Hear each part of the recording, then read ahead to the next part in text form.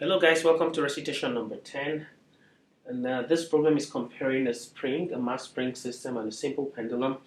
So it says at the time equals 0, mass m attached to a spring of spring constant k is lifted up a distance x from the equilibrium point.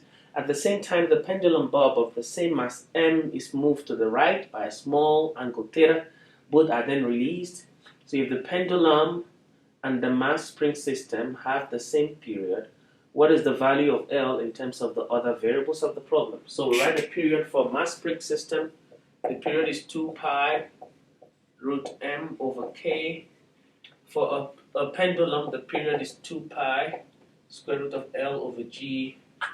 So if they have the same period, I just equate this. So 2 pi square root of m over k equals 2 pi square root of L over g. The 2 pi's cancel.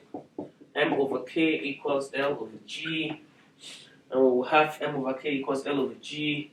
It means L equals mg over k. So that's the relationship that they need. KL equals mg over k. So if the mass of the pendulum bob were decreased by half, what would happen to the period? So the period doesn't depend on the mass for a pendulum, only the length. So the period will stay the same no matter what you do to the mass.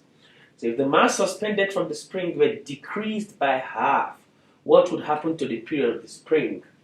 So if we decrease the mass by half, such that the period becomes 2 pi square root of m over k, but m is decreased by half, then the period will be decreased by the square root of 2.